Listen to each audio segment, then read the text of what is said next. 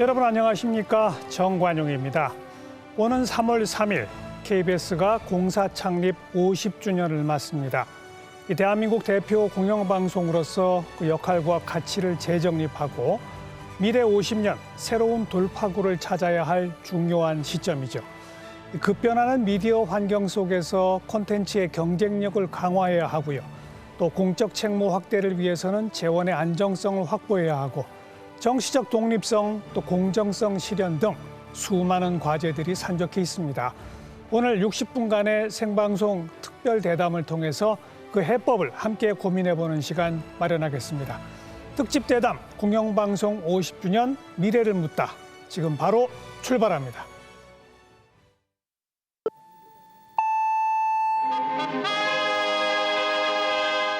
여러분 안녕하십니까? KBS 9시 뉴스 전해드리겠습니다. 전두환 대통령과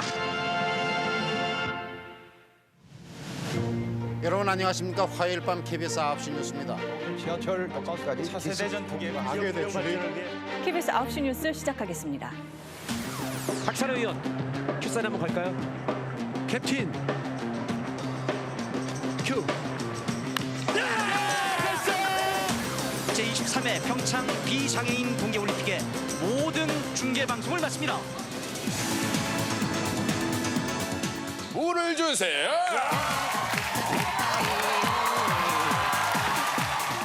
전국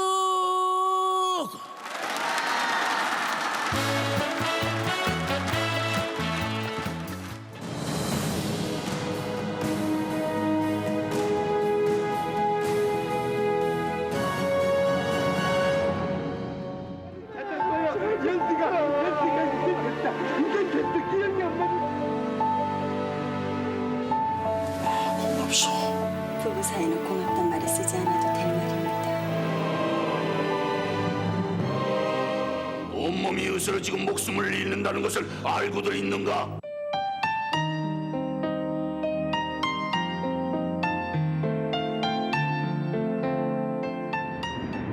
그대를 바라볼 때면 모든 게 멈추죠.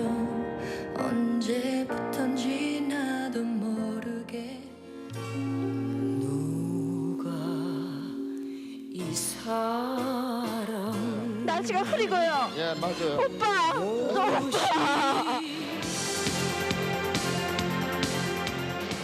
KBS가 앞장선 금모으기 운동이 지금 전국적으로 확산돼 가고 있고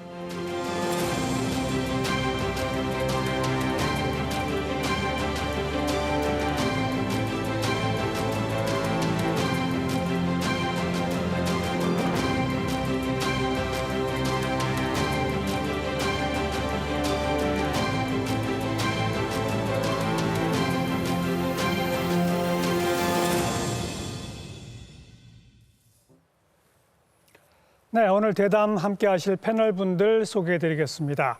먼저 KBS 시청자위원회 위원장을 맡고 계시죠. 대구 가톨릭대 미디어 영상학과 최경진 교수 나오셨습니다. 안녕하십니까? 그리고 KBS 드라마 PD 출신이십니다. 이 성신여대 미디어 커뮤니케이션학과 노동열 교수 어서 오십시오. 예, 안녕하세요. 콘텐츠 미디어 산업 전문가시죠. 노가영 작가 어서 오십시오. 안녕하세요. 네.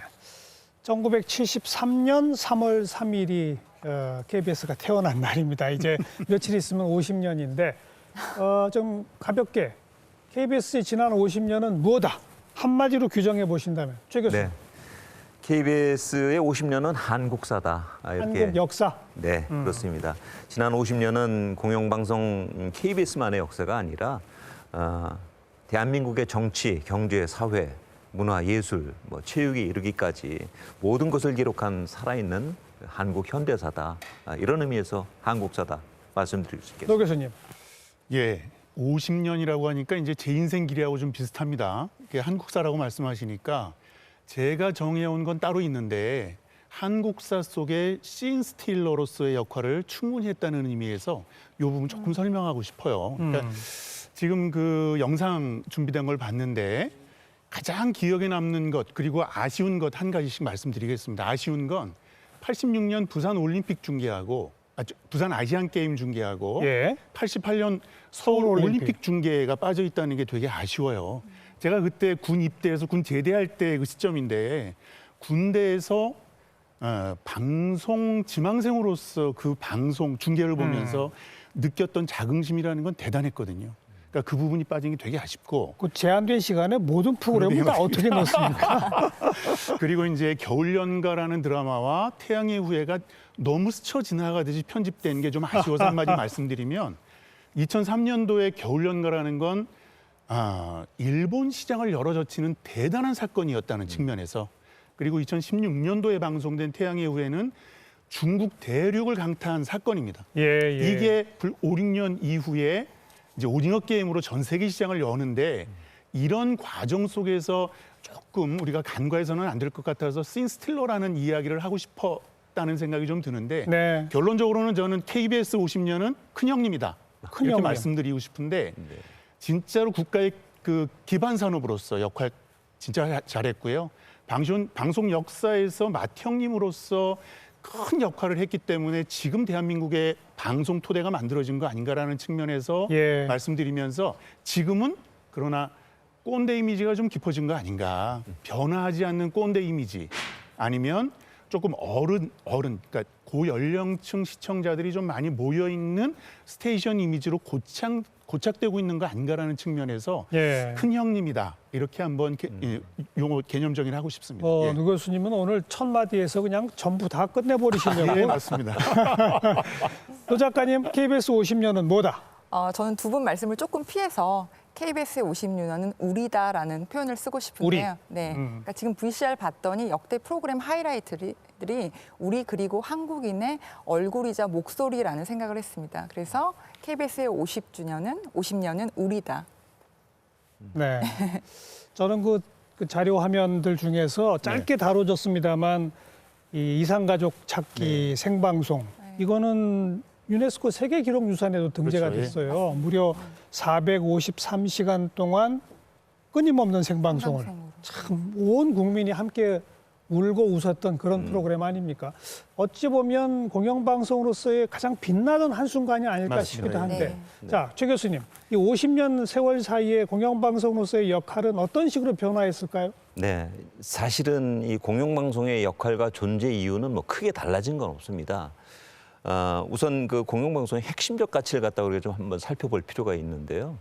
저는 그 보편성의 실현이다 이렇게 생각을 합니다. 보편성이라고 하는 것은 성별, 나이, 뭐 직업 이런 것과는 무관하게 어떤 특정 계층에만 국한된 것이 아닌 누구에게나 두루 해당되는 그런 가치다라고 생각을 합니다.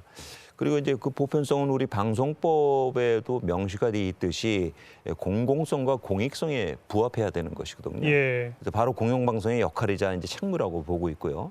조금 전에 말씀하셨듯이 그 방송 프로그램과 이 보편성을 갖다 이렇게 한번 좀 연관해서 생각을 보면 이산가족 찾기 특별 생방송 지금 방 말씀하신 그 시청률 78%라는 그 수치만 보더라도 저는 아직도 이 수치 이상의 어떤 시청률을 제가 들어보지 못한 것 같아요. 없습니다. 아마 해외에도 그런 사례가 없는 것 같아요.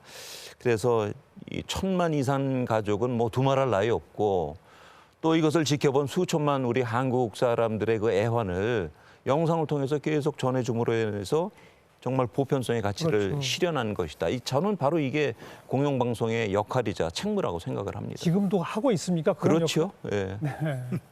뭐 여러 가지 물론 살짝 뭐 아쉬움도 있고 하지만 전체적으로는 그런 방향을 위해서 가고 있죠. 예. 그런데 50년 사이에 미디어 환경이 정말 급격하게 변했잖아요. 우선 채널 수가 어마어마하게 늘어났고 다채널 다매체라고 하지 않습니까? 특히 요즘은 OTT 서비스가 워낙 안방을 사로잡아서 요즘은 TV 수신기를 TV라고 안 부르고 넷플릭스 시청용이라고 부른다고 그래요.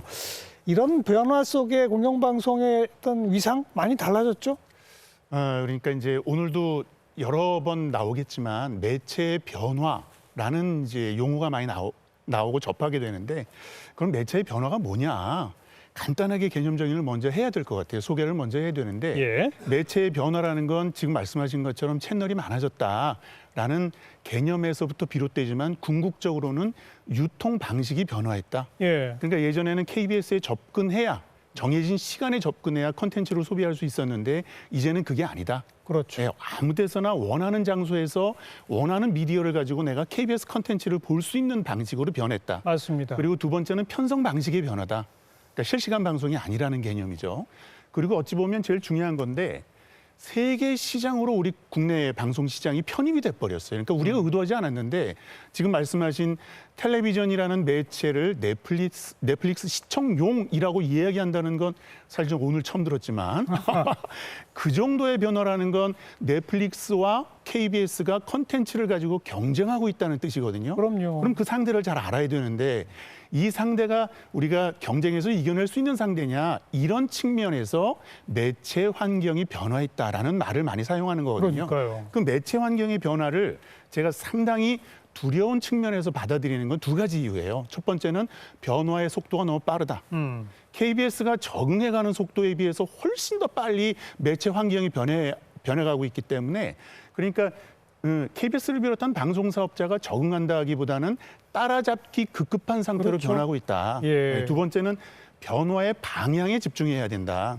그러면 이 매체 변화라는 것이 가지고 있는 함의가 무엇인지에 따라서 방향의 속도가 그 매체 변화의 방향이 가지고 있는 함의가 변하게 되는데 이 변화의 방향이라는 건 그동안 KBS가 독점하고 있던 컨텐츠의 기능이 이제는 다른 매체로 다 나뉘어져서 그렇죠. 다른 매체에서도 더 그 기능을 하고 있는데 그 기능을 더 잘하는 매체가 생겼다고 하더라. 그러니까 사람들이 그런 매체로 가서 컨텐츠를 소비하는 경향이 고착화되고 있다. 네. 그러니까 우리는 그 매체 변화의 방향에서 결론적으로 말씀드려야 되는 핵심 단어는 주류 매체가 변화했다. 그동안은 KBS, MBC, SBS라는 지상파 방송사를 통해서 콘텐츠를 보는 것이 가장 재미있었고 신뢰할 만했었는데 이제는 주류 매체가 아닌 상황에서 예전에 큰형님의 역할을 하고 있는 우리 레가시 미디어라는 말을 요새 많이 쓰는데 이 레가시 미디어의 입장에 처하게 된다. 그게 바로 매체 환경의 변화에 따라서 공영방송의 기능이 좀 변화했다는 의미라고 그렇죠. 봅니다. 예. 유튜브 채널이 생기면서 이제는 모든 국민이 다 방송국이에요. 그렇죠. 그렇지 않습니까? 그러다 보니까 어찌 보면 조금 더 자극적이고 선정적이고 막 재미난 이런 것들도 넘쳐난단 말이에요. 그러니까 이런 측면에서 우리 콘텐츠 전문가로서 KBS의 콘텐츠의 50년 사이의 변화는 어떻습니까? 세상 변화를 잘 따라잡고 있나요? 네, KBS의 50년을 조금 관통을 해보면 저희가 지금 기억하고 있는 콘텐츠들 막 다 VCR로 나오고 그랬었는데 뭐 전국 노래자랑 뭐 6시 내 고향이라든지 뭐 한국인의 밥상처럼 이렇게 긴 시간을 버텨오면서 팬덤이 있는 콘텐츠들이거든요. 그러니까 저는 이제 최근에 전국 노래자랑처럼 이 사람과 패러다임이 바뀌었잖아요. 바뀌더라도 이 장수, 이 브랜드, 이 히스토리가 이렇게 쫙 이어가는 거가 좀 필요하다라고 생각을 합니다. 그러니까 그런 측면에서 저는 개인적으로도 이 21년간의 역사를 가졌었던 개그 콘서트를 꼭 그렇게 폐지까지 시켰어야 하나라는 게 안타까움도 있고요. 그런데 이제 조금 안타까운 거는 지금 이제 시청자들이 디지털 세상에 이렇게 흩어져 있다라고 표현을 많이 쓰잖아요. 그렇다 보니까 TV 방송국들이 자꾸 이 내로우 캐스팅 트렌드를 이렇게 쫓아가는 듯한 분위기가 있습니다. 그런데 이제 저 역시 최경준 위원장님 비슷한 말씀을 해주셨는데 TV 방송국은 브로드캐스팅 컴퍼니라는 거죠. 그래서 그냥 브로드캐스팅에 좀 본질에 집중해야 된다라는 측면이 좀 중요할 것 같고 기억하시겠지만 2020년에 그 추석 특집이었나요? 나훈아 쇼 다들 기억하실 거예요. 당시 시청률이 29%였으니까 정말 말 그대로 신드롬이었는데 그때 되게 있었던 건 뭐냐면 쇼 방송이 끝나고 나서 이 젊은 친구들이 나훈아 씨를 이렇게 관찰하기 시작했다는 거거든요. 정말 전 세대를 관통하면서 보편적인 감성이 통했다라고 생각을 합니다, 저는. 그래서 감히 말씀드리자면 저는 넷플릭스 이런 어떤 글로벌 빅쇼는 넷플릭스가 제작비를 2배 쓰더라도 이제 못 만들지 않을까, 어렵지 않을까라는 생각을 갖고 있고요. 그래서 공영방송 KBS는 뭐 여러 가지 미션들이 있겠지만 이 한국과 한국인의 이제 과거나 현재, 미래를 조금 탐구하면서 그래서 좀 소외받는 곳들, 우리가 바빠서 좀 놓치는 분들, 이제 이런 분들을 조금 집중하면서 저희가 그냥 정말 유일한 어떤 공영방송, 그러니까 뜻이 있는 콘텐츠들로 유일한 공영방송으로도 기억되어야 되지 않을까라고 생각을 합니다. 네. 저희가 공사 창립 50주년 맞아서 국민들은 KBS를 어떻게 생각하고 있을지 이번 특집 대담을 위해 KBS 시청자위원회와 함께 여론조사를 실시해봤습니다. 그 여론조사의 결과를 요약 정리한 영상 함께 보시죠. 이번 여론조사는 크게 세 가지 영역으로 나눠서 조사했습니다. KBS의 가치와 역할, KBS의 공적 책무, 그리고 KBS의 미래 역할에 대해서 1,000명에게 의견을 물었습니다. 먼저 KBS의 가치와 역할에 대한 세부 항목 조사 결과를 보겠습니다. 공영방송 KBS가 필요하다고 생각하느냐고 물었는데요. 22.5%가 매우 필요하다고 답했고요. 58.2%는 필요하다고 답해서 80% 이상이 긍정적인 반응을 보였습니다. KBS가 추구해야 할 핵심 가치 무엇이라고 생각하느냐는 질문에는 보도의 공정성을 가장 많이 선택했고요. 정보의 신뢰성, 사회적 공익성, 프로그램의 다양성 등을 꼽았습니다. KBS가 가장 잘하고 있는 분야 무엇이라고 생각하는지 물었는데요. 뉴스를 포함한 시사 보도, 다큐멘터리, 교양, 드라마, 예능 순으로 선택했습니다. KBS를 가장 잘 대표하는 프로그램으로는 어떤 프로그램을 꼽았을까요? 전국 노래자랑, 6시 내 고향, KBS 9시 뉴스, 한국인의 밥상 등이라고 응답했습니다. 다음으로 KBS의 공적 책무와 관련한 세부 항목 살펴보겠습니다. KBS 뉴스가 정확하고 객관적이라고 생각하는지 물었는데요. 매우 그렇다 9%, 그렇다 51.3%, 그렇지 않다가 27.5%, 전혀 그렇지 않다에 9.4%가 답했습니다. 과거와 비교했을 때 KBS의 공정성 어떻다고 생각하느냐 질문했는데요. 공정성이 높아졌다 18%, 낮아졌다는 대답은 32.5%였고요. 46.3%는 별 차이가 없다고 답했습니다. 그렇다면 공정성 강화를 위해서 개선해야 할 점 무엇이라고 답했을까요? 정치 권력으로부터의 독립이 가장 높았고요. 다음으로 시청자 권익 보호와 소통 강화, 전문적이고 역량 있는 인력 양성 등의 순으로 응답했습니다. 재난 주간 방송사로서 KBS가 잘하고 있다고 생각하느냐는 질문에는 80% 이상이 긍정적으로 답을 했습니다. KBS에 볼만한 프로그램이 많다고 생각하는지 물었는데요. 매우 많다 4.9%, 많은 편이다 37%였고요. 44.8%는 적은 편이다, 9.6%가 매우 적다고 답했습니다.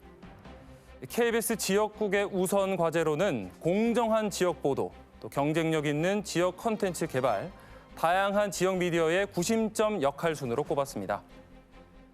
이번에는 KBS의 미래 역할 부분입니다. KBS 프로그램이 직면하고 있는 가장 큰 위기 무엇이라고 생각하냐는 질문에 프로그램의 공정성 논란, 유튜브 등 OTT의 위협, 경쟁력 있는 프로그램 부족 등을 선택했습니다. KBS가 가장 우선해야 할 과제로는 정확하고 객관적인 보도를 가장 많이 꼽았습니다. 또 제작비가 많이 들어가는 대하 드라마 계속 제작해야 하느냐는 의견에는 70% 이상이 긍정적으로 답했습니다. 마지막으로 미래 50년을 대비하기 위해서 KBS가 우선적으로 가야 할 방향에 대해서 공익성과 경쟁력이 공존하는 역량 있는 공영방송을 가장 많이 선택해 주셨습니다. 이번 조사는 KBS가 KBS 시청자위원회와 함께 한국리서치에 의뢰해 전국 성인 남녀 1,000명을 대상으로 사흘간 전화 면접 조사를 했고요. 표본 오차는 95% 신뢰 수준의 플러스 마이너스 3.1%포인트입니다. 자세한 내용은 KBS 홈페이지에서 확인할 수 있습니다.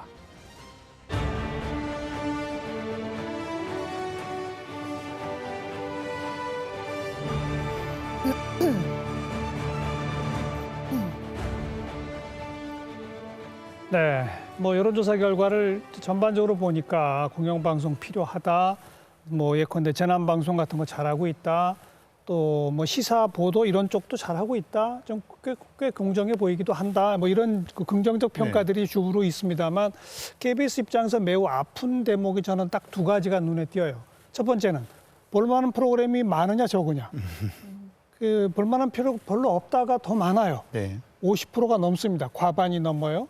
근데 또 뭐 좀 더 심층적으로 들어가 보면 젊은 층일수록 KBS는 볼만한 프로가 없다가 압도적이에요. 네. 노년층에서는 그나마 볼만한 프로가 많다가 좀 있는데 젊은 층들이 KBS에 볼만한 프로가 정말 없다라고 느끼고 있다는 점, 이게 이제 콘텐츠 측면에서 하나고, 그다음에는 공정성이 좀 떨어졌다. 과거보다 떨어졌다는 응답이 무려 30%가 넘게 나왔고, 그래서 이 정치 권력으로부터 독립해야 한다라는 요구가 60% 넘게 나온 점, 이 두 대목이 가장 큰 어떤 아픈 대목이라고 보여지는데, 먼저 젊은 층들이 볼 게 없다고 하는 거, 노가영 작가 어떻게 보세요?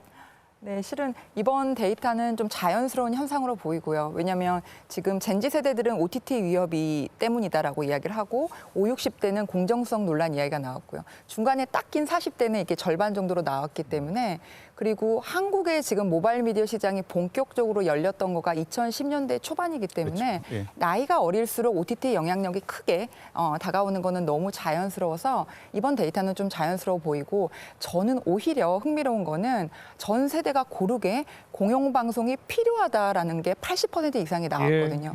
사실은 저는 이제 그 부분은 젠지 세대들조차도 KBS한테 기대하는 거는 날카롭고 약간 예민한 컨텐츠가 아닌 게 아닌가. 왜냐하면 지금 그들한테는 시공간에 최적화된 그들한테 맞는 최적화된 컨텐츠를 시공간 그리고 디바이스에 구애받지 않고 제대로 그냥 딱 맞춰서 꽂아주는 곳들이 너무 많거든요. 그렇기 때문에 어떤 이런 결과가 나오지 않은가라고 싶고요. 그리고 잘 들여다보면 KBS는 약간 묘한 정체성이 있는데요. 수신료를 받는 KBS 1과 이 광고를 받는 이렇게 두 개가 공존하는 전 세계적으로 조금 묘한 정체성을 가진 그렇죠. 공영방송이라고 생각을 합니다. 그러면 KBS 1 같은 경우는 이제 보도, 시사, 뭐 이제 그 다큐 이런 그런 어떤 교양 콘텐츠들을 한국인의 정체성에 맞게 공영방송의 길을 가고, 이제 문제는 KBS 2는 콘텐츠 경쟁력으로 승부를 봐야 된다는 거죠. 잘 보면 지금 이제 아까 이제 교수님께서도 말씀해 주셨지만 지금 한국은 컨텐츠가 탁 나오면 바로 생산이 되면 글로벌 사이클을 바로 타는 이 기류가 형성되어 있다라는 거죠. 예. 그러면 이제 우리가 안 해봤던 걸 해봐야 된다. 예를 들어서 뭐 제작비의 어떤 조작을 외부랑 연계해서 새로운 판을 한번 짜본다든지 이런 식으로 해서 안 해봤던 것들을 한번 수익 구조를 짜보자. 뭐 없었던 표현이긴 하지만 컨텐츠 금융이라는 어떤 그런 표현을 할 수도 있을 것 같고요. 그래서 이제 이런 것들이 한 연간 이 글로벌로 승부를 볼 수 있는 기획들이 연간 몇 편씩은 KBS 2 쪽에서는 조금 나와줘야 하지 않을까라고 생각이 됩니다. 네네. 아까 노 교수님이 첫 마디에서 KBS 50년 큰형님이다라고 하면서도 동시에 좀 꼰대 같은 그런 표현 쓴 게 이번 여론조사에도 나타났단 말이에요. 네네. 젊은 층일수록 볼 게 없다. 네. 이건 어떻게 하면 좋을까요? 아까 잘 정리해서 그 데이터 자료를 시청자분들께서 보셨기 때문에 그거에 부연 설명을 한다기보다 그 로우 데이터를 제가 받아봤어요. 이 토론 때문에. 보면 되게 재밌는 결과들이 있는데 젊은 층에서 볼 프로그램이 없다라고 압도적으로 많이 답변을 했지만 그래도 즐겨보는 프로그램은 드라마더라. 네, 50대 이상 시청자들이 그래도 조금 이렇게 모여서 놀지만 결국은 시사 보도 프로그램 중심으로 해서 소비를 하면서 놀더라. 그러니까 이번 데이터의 핵심 요소는 KBS가 지금 제일 공을 들이고 있는 그 결과물들이 반영된 결과라고 저는 보거든요. 그러니까 하나는 드라마, 미니시리즈 젊은 층, 20, 30대들이 그 좋아할 만한 소재의 컨텐츠들을 많이 다루고 있고, 그리고 뭐 시사 보도 프로그램이라는 건 뭐 심야 토론부터 그다음에 추정 60분 이 관록들이 아직도 자리매김하고 있기 때문에 그 올드보이들에게 KBS 1이라는 건 상당히 큰 신뢰도를 가지고 있거든요. 그러니까 그런 결과들이 그대로 반영이 됐지만 이게 미래 50년을 우리가 바라볼 땐 오히려 함정일 수 있다. 이 시청자층이 양극화돼 가고 있다. 그러니까요. 시청자가 젊은 시청자들은 이탈하고 있고 그다음에 조금 연배가 있는 분들만 여기 모여서 머무는 이 시장이 된다면 이런 주 시청층의 양극화 현상을 과연 KBS가 어떻게 해결해 나가면서 공영방송의 가치를 인정받을 수 있을까? 그리고 방송으로서의 효과를 만들어낼 수 있을까? 이 큰 숙제로 남는다는 저는 의미라고 봅니다. 노 작가가 지적했습니다만 KBS 1채널이 뉴스 시사, 다큐멘터리, 교양 중심이면서 공영방송적 이미지를 일반 여론조사를 통해서 봐도 제일 많이 갖고 있는 것 같고 이 채널은 드라마나 예능 같은 것 뭐 합니다만 그게 아직 젊은 층들한테 별로 인기를 못 끌고 있나 봐요. 그러니까 지금 대표 프로그램 이제 뭐 후에 저희가 이야기를 나눌 이야기지만 대표 프로그램들 탑 9에 보면 제 기억으로는 한 작품 빼고는 다 원 작품이었던 것 그러니까요. 같아요. 네, 네. 그만큼 이 채널이 제 역할을 못한다 이렇게 볼 수 있을까요? 네. 어떻게 생각하세요? 아까 그 콘텐츠에 대한 그 인식 평가 그 부분을 좀 생각을 해봤는데요. 물론 1채널, 2채널 뭐 특성이 좀 다르고 한데 그 말씀하셨으니까 저는 그 이거를 좀 말씀드리고 싶어요. 아까 OTT 얘기도 나왔고 공정성 얘기도 나왔는데 저는 이 세대 간에 좀 보는 차이의 인식이 있는 것 인식의 차이가 있는 것 같다. 아무래도 이제 뭐 유튜브나 넷플릭스 같은 경우에는 젊은 층에서는 굉장히 관심 있게 보니까 그게 이제 큰 이슈처럼 느껴지는 것이거든요. 그런데 이제 상대적으로 그 노령층에서는 거의 안 보니까 그 활용을 안 하니까 KBS가 뭐 OTT 뭐 위기에 직면했는지 이런 그 인식은 뭐 거의 갖고 있지 못하는 것 같고요. 그래서 말씀드리고 싶은 거는 젊은 세대층과 이 고령 세대층 간에 KBS 자체를 보고 이 콘텐츠 시장을 보는 것이 좀 차이가 나는구나, 다르구나라는 것을 느꼈어요. 그래서 이 공정이라는 이슈에 관련해서는 아무래도 이 아까 말씀드렸죠 5, 60대에서 아무래도 이제 정치, 사회, 경제적으로 좀 관심이 많은 5, 60대에서 이 부분에 대해서 굉장히 좀 민감하거든요. 그렇죠. 그래서 중장년 세대에서 아마 공정이라는 이슈에 관해서는 콘텐츠를 중심으로 해서 거기에 대해서 관심을 많이 갖는 것 같습니다. 그러니까요. 지금 요구하는 거는 공정하고 객관적이고 정확한 보도를 해달라. 그런데 과거에 비해서 공정성은 좀 떨어지고 가고 있는 것 같다. 그래서 정치 권력으로부터 독립해달라. 이게 국민들의 요구 아니겠습니까? 그걸 어떻게 수용해서 받을 수 있을까요, KBS가? 그 KBS 보도 공정성에 대해서는 정말 몇 방 며칠 얘기를 해도 모자랄 정도로 얘기가 많이 나오는데 예. 그 조사 결과를 보면 그 흥미로운 게 있어요. 과거 대비 그 공정성 낮아졌다 46% 나왔고 또 뭐 공정성 강화를 위한 개선점으로 정치 권력으로부터 뭐 독립해야 된다.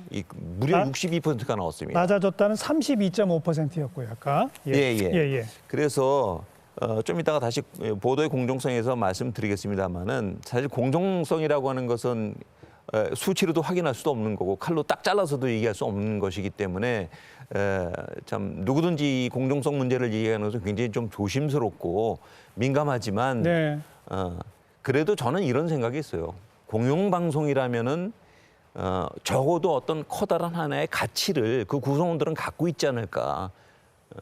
모든 콘텐츠나 뉴스나 그것이 저는 공정성이라고 보는 것이죠. 그리고 그 공정성이 이제 콘텐츠로 나갔는데 시청자들이 보기에 어떻게 느꼈는지 그건 또 거기에 좀 맡기는 것이죠. 네. 그런데 뭐 정권이 바뀔 때마다 KBS도 그렇고 MBC도 그렇고 공영방송의 사장이 뭐 어떻게 바뀌느냐 또 바뀐 사장이 또 소송을 내서 해고 무효에서 또 승소하기도 하고 이런 일이 매번 되풀이되는 거 우리 시청자분들이 다 알고 계시지 않습니까? 그래서 이 공영방송의 지배구조를 어떻게 하면 정치 권력부터 독립시켜서 국민들이 신뢰할 수 있는 그런 어떤 방송국으로 만들어갈 수 있을까? 이런 게 이제 하나의 과제고 또 하나의 과제는 우리나라뿐이 아니라 지금 뭐 미국이나 모든 나라들이 아까 제가 언급한 유튜브 세상이 되면서 정치적으로는 더더욱 양극화되고 있지 않습니까? 맞습니다. 양극화가 심하면 심할수록 방송의 공정성에 대한 어떤 비판적 여론은 또 높아지거든요, 무조건. 이런 현상은 우리 노 교수는 어떻게 보세요? 예, 그러니까 저는 그냥 쉽게 이념 시장이라는 표현을 자주 쓰는데요. 예. 그 우리 정치사에서도 근 한 10년 동안 그 진보와 보수로 나뉘는 이 이념 시장의 양극단으로의 쏠림 현상이 아주 심해졌다. 그러니까 공정이라는 개념은 누구에게나 다 주관적인 개념이기 때문에 이 주관적인 개념인 공정이라는 걸 방송에서 특히 불특정 다수를 대상으로 만드는 방송 콘텐츠에서 구현하는 건 상당히 어려운 상황이 됐다. 그러니까 유튜브라는 이제 개념이 매체가 나오는데 유튜브가 특종을 독점할 가능성이 저는 훨씬 높아졌다고 보고 유튜브라는 그 매체에 실리는 시사 보도 콘텐츠들이 상당히 뭐라 그럴까요? 영향력이 증가했다는 통계 조사가 작년도 한국언론진흥재단 그 언론 수용자 조사에서 그 결과로 나와 있어요. 그러니까 언론의 영향력으로서는 유튜브가 10위 이내에 들어와 있는데 언론의 신뢰도 측면에서는 유튜브가 10위 밖에 자리한다는 거죠. 거기 뭐 가짜 뉴스도 횡행하니까요. 그렇죠. 그러니까 이 데이터가 상당히 중요한데 누구나 다 자기의 가치관을 가지고 확신을 심어주는, 신뢰를 심어주는 그 매체를 찾아가서 그 컨텐츠를 소비한다. 이게 신문에서도 똑같이 한겨레 경향이나 조선 동아 중앙이나 뭐 이렇게 우리가 쉽게 뭐 보수 진보 언론이라고 대충 구분하는 그런 가치에 맞게 우리가 소비를 따라가면서 하게 되는 거거든요.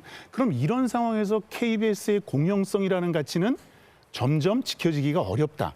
누구에게는 공정이라고 이야기 받을 수 있을지 몰라도 누구에게는 공정하지 못하라는 공격을 받을 가능성이 훨씬 더 많아지는 그러니까요. 이념 시장의 양극단이다. 저는 그래서 지금 이제 앵커께서도 말씀하신 것처럼 정치 권력으로부터의 독립이라는 개념도 상당히 중요하지만 KBS 내부적으로 공영이라는 가치관에 얼마나 합의를 이루고 있느냐라는 부분에 방점을 찍어야 된다고 생각을 하는데요. KBS 50년이라는 건 다른 말로 한국 언론 민주화 투쟁 역사 50년이라고 볼 수 있는 거거든요. 그만큼 오랜 기간 동안 공영이라는 건 화두가 되어 있었는데 그 과정 속에 지금 현재의 시장이 펼쳐져 있는 거고 그 과정 속에 KBS 내부적으로도 이 어떤 투쟁의 결과치들이 뭐 예를 들어서 노조가 3개가 있는 언론사라고 대변될 수 있을 만큼의 내재적인 가치로 공정이라는 가치가 구현될 수 있는 내적 기반을 형성하고 있느냐?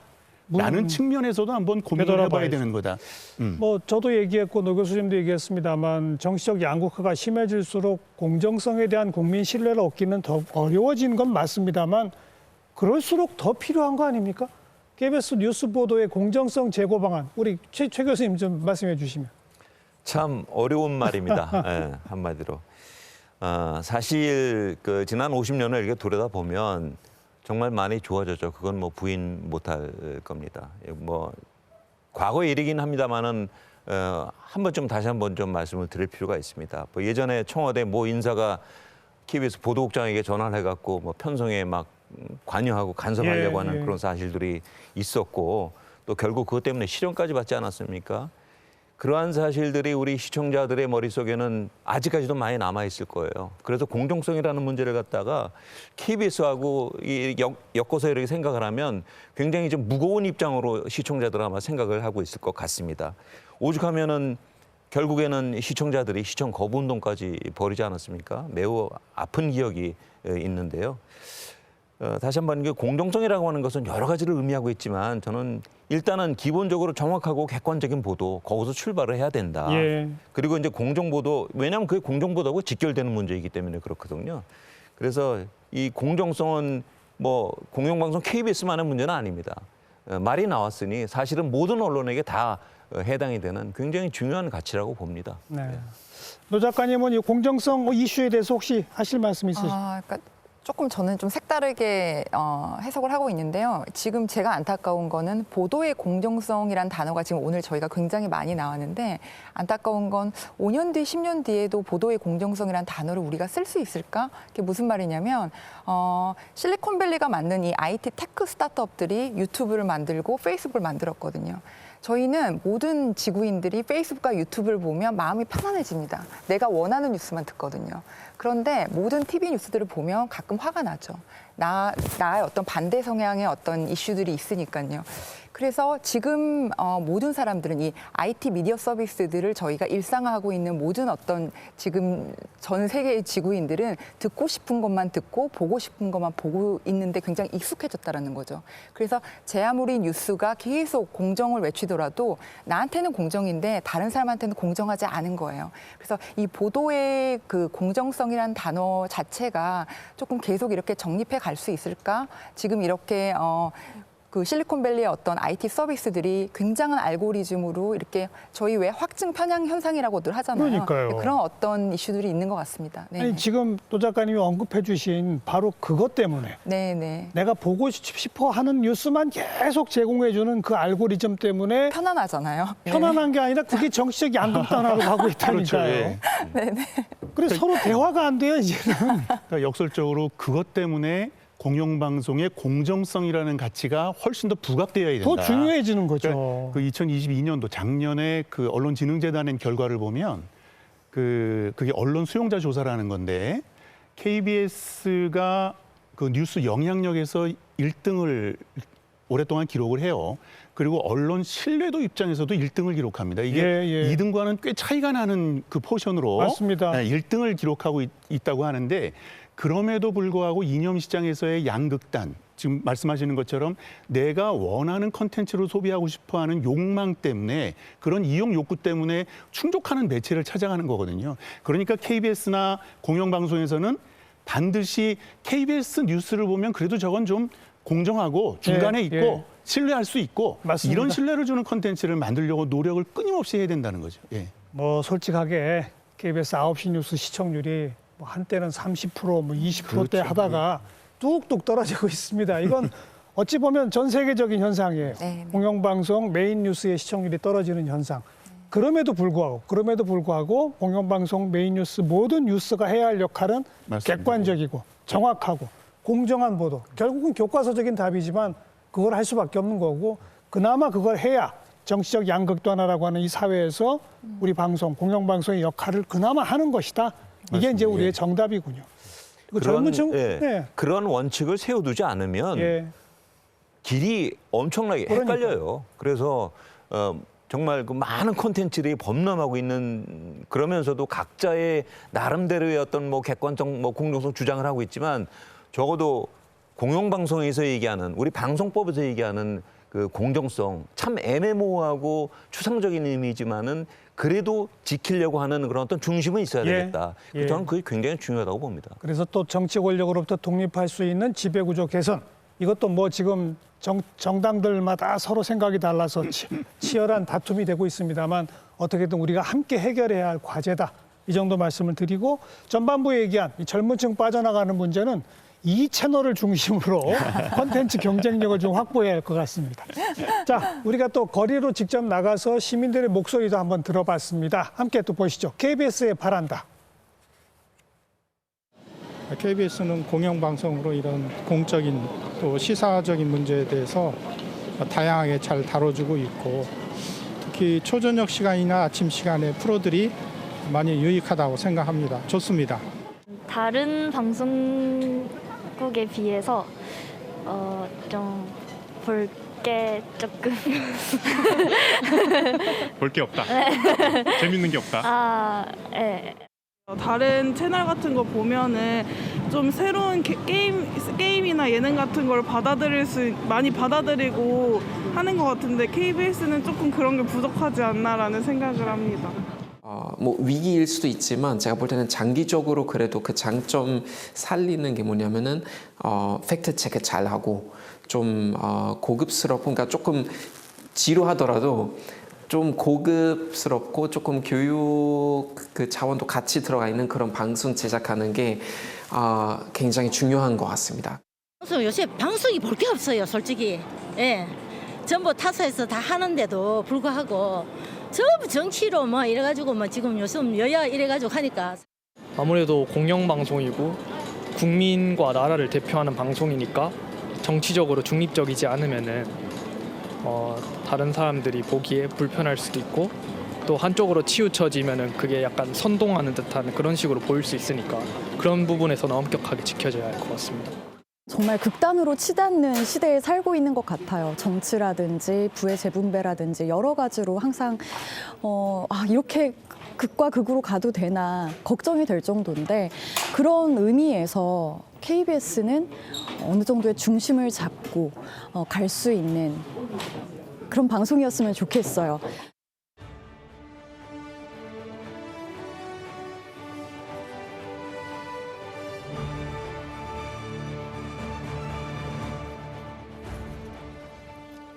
네, 마지막 시민의 이 중심, 이 단어가 딱 마음에 드는군요. 노가영 작가 혹시 콘텐츠 전문가시니까 해외 유수 공영방송들한테서 우리가 좀 배울 건 없을까요? 일단은 흔히 저희가 이제 KBS를 포함해가지고 전 세계 모든 공영 방송국들이 대부분 지금까지 10수년간 BBC를 많이 벤치마킹을 해왔습니다. 그런데 이제 저는 이제 한국의 KBS와 BBC는 굉장히 많이 다르기 때문에 이걸 벤치마킹을 하는 데는 적절하지 않다라고 보고요. 일단 수신료 차이가 10배 이상이 나고요. 그리고 두 번째는 일단은 컨텐츠 판매 비즈니스에 관련해서도 BBC의 컨텐츠는 전 세계 영어권의 10억 명의 인구로 바로 지금 글로벌 유통이 될 수 있는 구조이기 때문에 그 벤치마킹을 하는 구조상으로 조금 적합하지 않다라는 거고. 근데 그럼에도 불구하고 약간의 우리가 아이디어를 좀 해보자면 제가 최근에 좀 알게 된 게 BBC가 이제 아이플레이어라는 스트리밍 서비스가 있는데 BBC스러운 너무나 좋은 컨텐츠들이 많이 있습니다. 네, 그럼에도 불구하고 지금 넷플릭스랑 BBC가 1년에 쓰는 컨텐츠 투자액을 보면 BBC가 1년에 쓰는 거에 넷플릭스가 3배를 쓰거든요. 그러다 보니 좋은 컨텐츠는 분산되는 거고 그래서 이상하게 BBC 아이플레이어가 전 세계 영어를 배우려는 사람들의 교육용 서비스로 조금 포지셔닝이 되어가고 있더라고요. 그러면 이제 우리가 여기서 아이디어를 찾아서 지금 K 컨텐츠 르네상스가 K 프리미엄으로 이어지고 있고 이 K 프리미엄 효과로 인해서 전 세계의 젊은 청년들이 지금 한국을 공부하고 한국어를 배우고 싶어 하잖아요. 그런데 우리나라에서 가장 양질의 프리미엄한 어떤 시사, 웰메이드 다큐가 가장 많은 거는 KBS다. 예. 그러면 글로벌 시장을 굉장히 타겟으로 해가지고 오히려 KBS의 어떤 시사 교양 컨텐츠를 한국어의 어떤 교육용으로 스트리밍 서비스, IT 스트리밍 서비스에 대한 개발을 고민할 수도 있겠다라는 거고요. 그리고 이제 바로 제가 어제 기사를 봤는데 BBC가 가장 최근에 좀 저희가 기분 좋은 소식이 있었죠. MBC의 장호규 PD님이 피지컬 100이라는 작품이 넷플릭스의 TV쇼 1등을 이제 MBC PD님의 작품이 했었었는데 거기에 대해서 BBC가 성공 요인을 분석을 해놨더라고요. 그러니까 뭐 지금 생각나는 거로는 아시아인의 피지컬에 대해서 사양이 좀 오해가 있었던 것 같다. 예. 그리고 한국인들의 어떤 그 동료에 굉장히 전 세계가 감동했다. 뭐 이런 거였는데 헤드라인을 BBC가 어떻게 뽑았냐면 넥스트 한국 문화는 K-리얼리티로 갈 것이다라는 거거든요.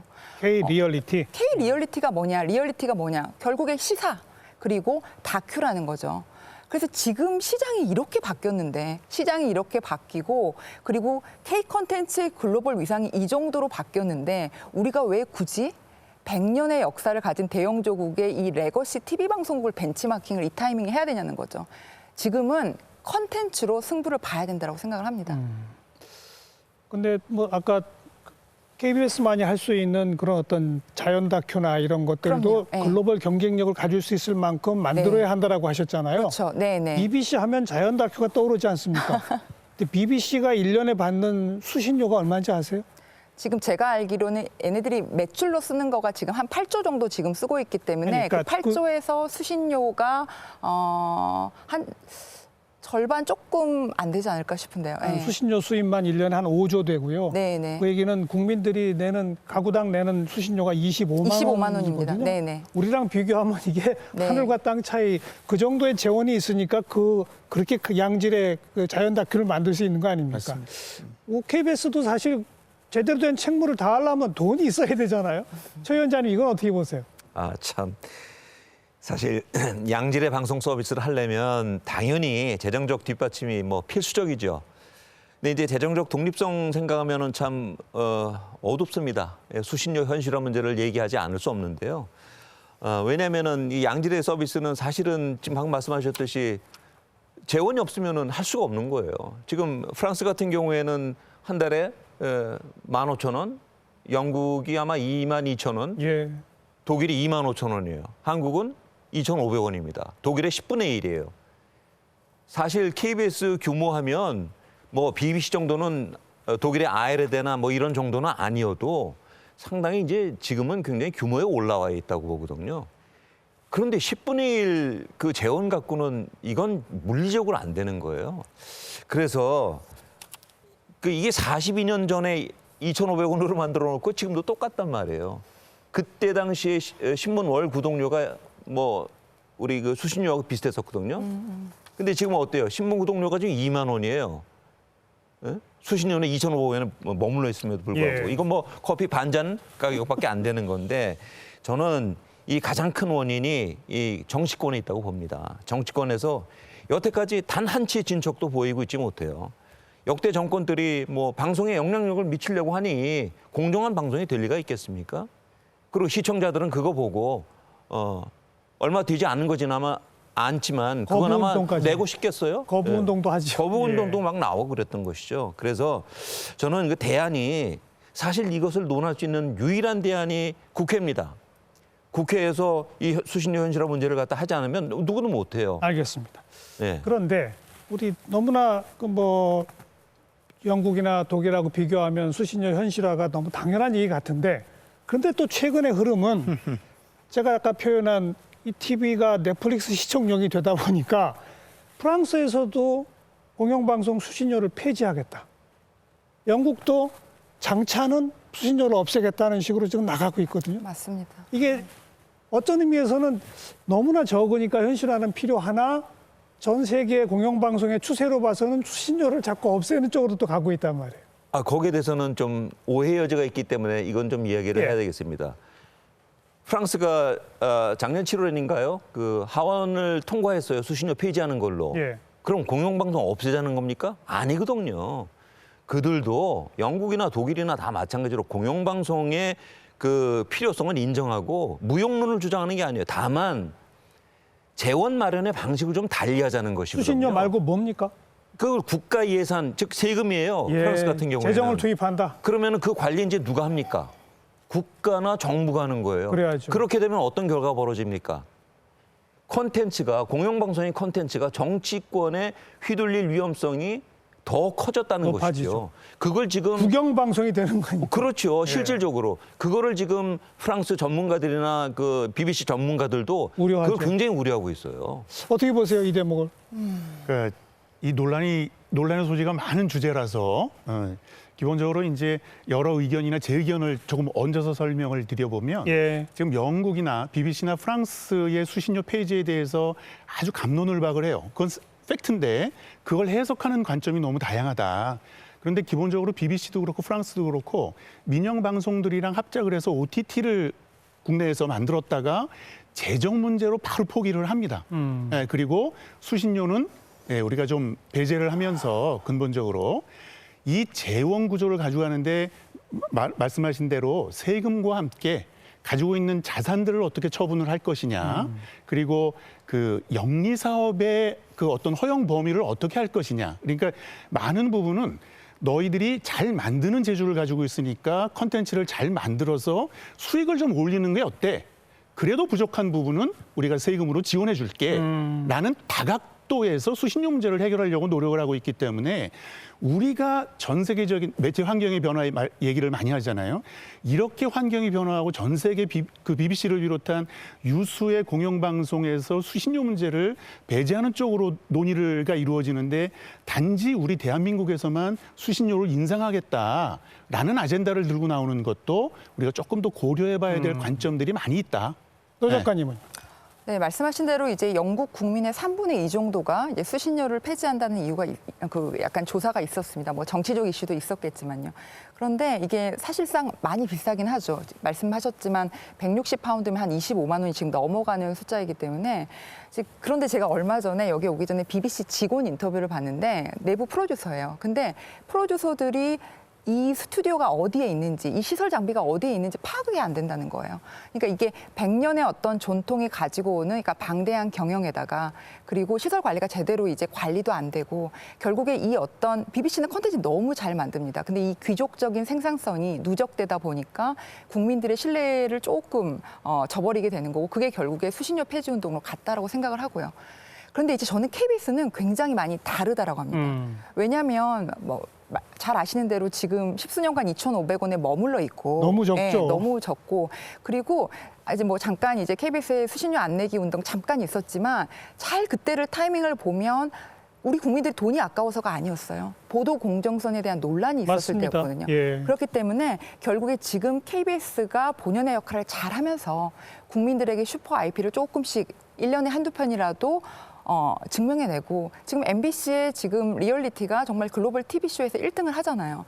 그리고 이제 향후 이 어떤 사회적인 합의가 무르익을 때쯤에 좀 무리 없이 이 수신료 인상을 좀 꺼내야 되지 않나라는 생각을 하고 있습니다. 네. 그러니까 역시 이것도 교과서적인 해답은 다 나와 있습니다. 네. 보도의 공정성 또 객관적이고 정확한 보도로 해서 신뢰가 올라가면 수신료 인상 국민들이 동의해 줄 것이고 그래서 외국과 비교해서 너무 낮은 이 부분은 어느 정도 현실화시킬 필요성이 있다는 것도 하나가 있고요.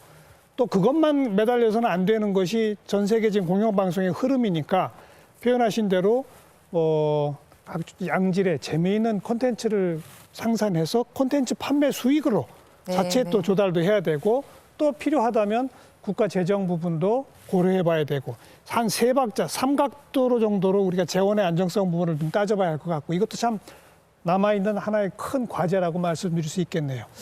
자, 이제 뭐 시간 거의 다 갔습니다만 또 공영방송으로서 꼭 해야 할 역할이 이 지역 균형 발전과 관련된 지역국의 역할, 또 재난방송 주관사로서의 역할 이런 거 아니겠습니까? 이 대목 하나씩 짚어보죠. 우선 최경진 위원장께서 KBS는 지금 18개 지역방송국이 있는데요. 어떻게 해야 하겠습니까, 앞으로? 저는 이 지역 총국이 이제 9개 있고 지역국 9개에서 이제 18개인데요. 저는 지역 총국과 지역국을 생각을 하면은 먼저 안타깝다는 생각이 들어요. 뭐냐? 너무 재원 그 구조가 약한 거예요. 그 본사는 이제 사실 굉장히 큰데 그래서 이제 거기에 대한 지적이 이제 계속 있어 왔거든요. 야, 대한민국의 그 공영방송이 그 지역 시청자는 그럼 우리 대한민국 시청자 아니냐. 지역 시청자도 다 대한민국 공영방송의 시청자란 말이에요. 그럼요. 물론 이제 구조상 조금 이제 다른 차이는 있지만 그래도 지역국을 살리려면 왜냐하면 지역의 콘텐츠들이 굉장히 좋은 것들이 많잖아요. 우리 문화 콘텐츠들이. 거기에 대한 이제 반성의 차원에서 아마 이제 본사에서도 지난 몇 년 전서부터 이제 지역 콘텐츠 개발하기 위해서 아마 대대적으로 이제 많이 좀 지원도 해주고 저는 이제 굉장히 바람직하다고 봅니다. 그 중에 하나가 제가 이제 얼핏 기억이 나는데 작년에인가요? 그 방송 대상을 받았잖아요. 그 KBS의 대구 총국에 있는 한 기자가 GPS와 리어카 끌고 다니는 그 할머니들 저는 그거 보고 정말 이 개인적인 생각입니다만 저는 그거 보고 수신료 더 내고 싶은 생각이 들었었어요. 예. 그 정도로 지역의 문화, 지역 콘텐츠들이 알고 보면 많이 있습니다. 그거를 개발할 수 있도록 본사 차원에서라도 좀 적극 지원해주고 도와줘야 됩니다. 저는 그렇게 생각을 합니다.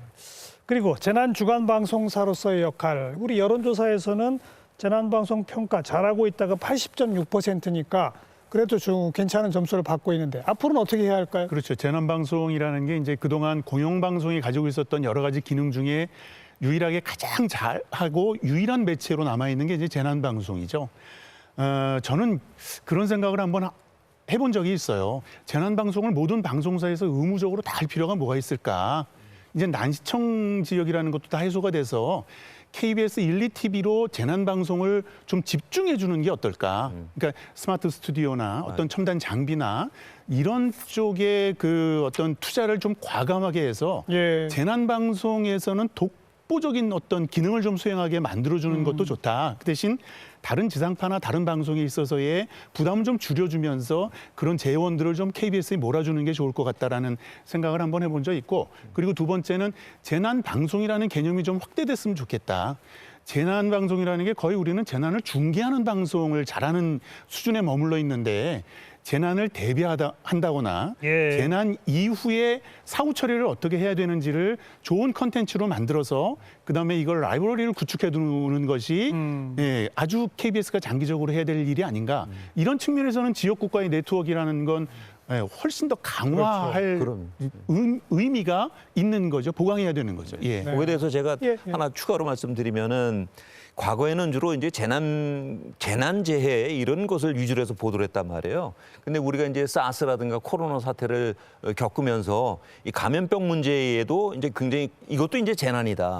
이렇게 해서 거기에도 대응하기 시작했는데 최근에는 이태원 3사 같은 이제 이게 이제 인재인데 인재 대응도 사실 어떻게 보면 이것도 재난이다. 그래서 이제 이번에 이제 KBS가 굉장히 그 부분에서 신경을 많이 썼는데요. 저는 아까도 우리 좋은 말씀하셨지만은 그 재난 방송을 모든 방송사들이 다 할 필요가 있는가? 저기는 거기 동의를 합니다. 다른 나라들 같은 경우에도 다 그 재난 방송을 하고 있어요. 어느 나라는 안 하는 나라는 없습니다. 다만 제가 이제 KBS 재난 미디어 센터를 갔다가 좀 탐구를 해봤는데요.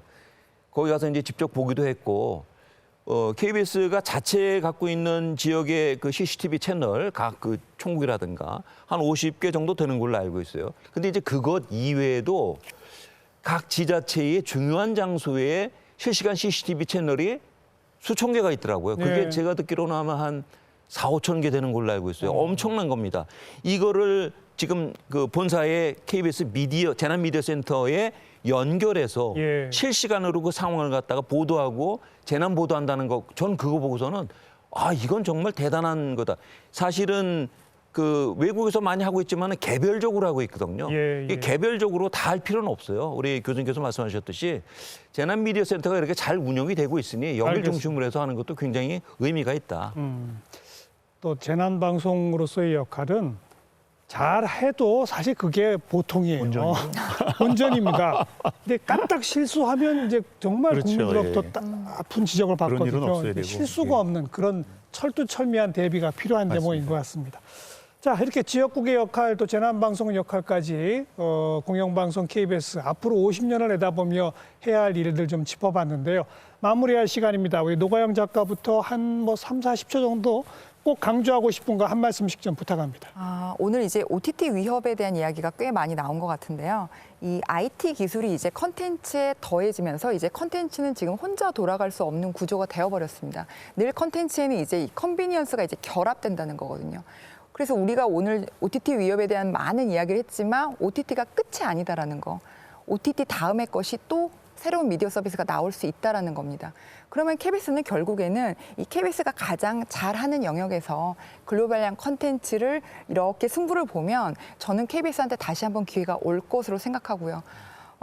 KBS한테 슈퍼 IP는 오징어 게임이나 더 글로리가 아니라는 거죠. 지금 참화고도가 오늘 계속 돌아가고 있는데 참화고도의 2023년 버전이 저는 꼭 KBS한테 그걸 기대하고 싶고 다만 이제 또 교수님 제작비 이슈를 말씀하실 하실 것 같기는 한데 KBS는 이 한국인의 정치, 경제, 사회, 문화 그리고 우리의 생활에 굉장히 깊숙하게 들어와 있기 때문에 이 공영방송 유일한 공영방송으로서의 어떤 격을 유지하고 KBS2는 약간 글로벌 스튜디오로 한 번 더 성장할 수 있는 아까 BBC가 이야기했지만 K 리얼리티의 시대가 온다. 예. 거기에 KBS가 조금 기여를 했으면 좋겠습니다. 노 교수님, 짧게 좀. 저는 그 매체 환경이라는 개념이 되게 중요하다. 그러니까 우리가 가지고 있는 방송 체제는 80년 체제, 그러니까 우리가 기형적이라고 얘기하는 그 체제를 아직도 유지하고 있는데 이런 상태에서 공영방송이라는 것이 어떤 기능을 할 것인가에 대해서 먼저 좀 논의가 돼야 되고 그다음에 그거에 따라서 구조나 그다음에 그 재원 문제를 순차적으로 논의하는 게 좋다. 알겠습니다. 그런데 불행하게도 시간이 없다. 빨리 어떤 해답을 찾으려는 노력이 필요해 보인다. 예. 최 교수님 짧게 좀 한 말씀. 지난 반세기 동안 우여곡절도 많았지만 시청자 한 사람으로서 50주년을 정말 기쁘게 생각을 합니다. 딱 간단하게 두 가지만 말씀드리면은 KBS는 내적으로 정말 뼈를 깎는 노력을 해야 됩니다. 만약에 그 경영에 방만한 점이 있으면 과감하게 개혁을 해야 되고 또 외적으로는 공영방송이 잘 돌아갈 수 있도록 제도 개선이 이루어져야 된다. 네. 그렇게 생각을 합니다. 네, 독보적 방송사이던 좋은 시절은 다 갔습니다. 이제 치열한 경쟁의 환경 속에서 객관적이고 공정한 보도, 또 세계적 글로벌 경쟁력을 가질 수 있는 독보적인 콘텐츠 제작, 이것만이 KBS가 살아남을 수 있는 길이 아닌가 생각이 되네요. 세 분 늦은 시간까지 고맙습니다. 감사합니다. 감사합니다. 네, 시청자 여러분 여기서 마치겠습니다. 안녕히 계십시오.